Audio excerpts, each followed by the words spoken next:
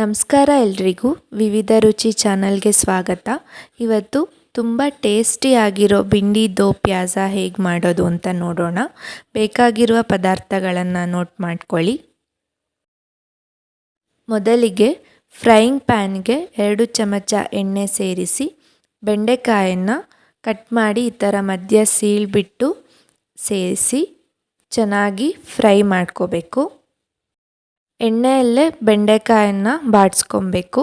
ಇದಕ್ಕೆ ಸ್ವಲ್ಪ ರುಚಿಗೆ ತಕ್ಕಷ್ಟು ಉಪ್ಪು ಸೇರಿಸಿ ಮುಚ್ಚಿ ಬೇಯಿಸ್ಕೊಳ್ಳಿ.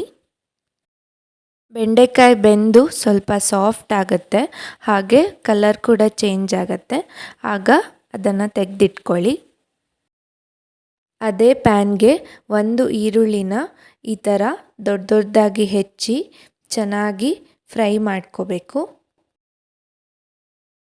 ಈರುಳ್ಳಿ ಫ್ರೈ ಆದಮೇಲೆ ಅದನ್ನು ಕೂಡ ಎತ್ತಿಟ್ಕೊಳ್ಳಿ.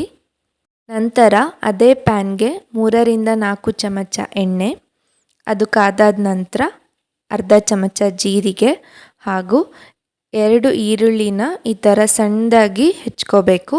ನಾನಿಲ್ಲಿ ಚಾಪರ್ ಸಹಾಯದಿಂದ ಹೆಚ್ಚಿದ್ದೀನಿ. ಈರುಳ್ಳಿ ಸ್ವಲ್ಪ ಫ್ರೈ ಆದಮೇಲೆ 1 ಚಮಚದಷ್ಟು ಶುಂಠಿ ಬೆಳ್ಳುಳ್ಳಿ ಪೇಸ್ಟ್ ಸೇರಿಸಿ ಚೆನ್ನಾಗಿ ಫ್ರೈ ಮಾಡ್ಕೊಳ್ಳಿ. ನಂತರ ಅದಕ್ಕೆ 3 ಟೊಮೊಟೊನ ಚಾಪರ್ನಲ್ಲಿ ಸಣ್ಣದಾಗಿ ಹೆಚ್ಕೊಂಡು ಸೇರಿಸಿ ಮುಚ್ಚಳ ಮುಚ್ಚಿ ಚೆನ್ನಾಗಿ ಬೇಯಿಸ್ಕೊಬೇಕು.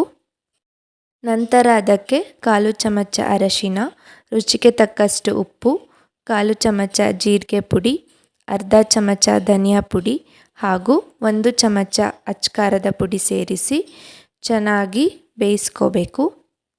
ಇದು ಬೆಂದ ನಂತರ ಅದಕ್ಕೆ 1/4 ಕಪ್ ಮೊಸರು ಸೇರಿಸಿ ಮಿಕ್ಸ್ ಮಾಡ್ಕೊಳ್ಳಿ.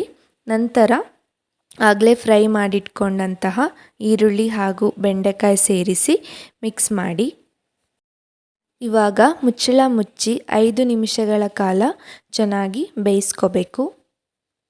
ಕೊನೆಯದಾಗಿ ಇದಕ್ಕೆ ಅರ್ಧ ಚಮಚದಷ್ಟು ಗರಂ ಮಸಾಲ ಹಾಗೂ 1/4 ಚಮಚದಷ್ಟು ಡ್ರೈ ಮ್ಯಾಂಗೋ ಪುಡಿ ಸೇರಿಸಿ ಚೆನ್ನಾಗಿ ಮಿಕ್ಸ್ ಮಾಡಿದರೆ ತುಂಬ ಟೇಸ್ಟಿಯಾಗಿರೋ ಬೆಂಡಿ ದೋ ಪ್ಯಾಜ ಚಪಾತಿ ಅಥವಾ ರೊಟ್ಟಿಯೊಂದಿಗೆ ಸವಿಯಲು ಸಿದ್ಧ.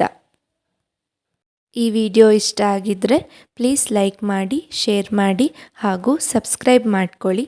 ರೆಸಿಪಿ ಟ್ರೈ ಮಾಡೋದನ್ನು ಮರಿಬೇಡಿ. Thanks for watching.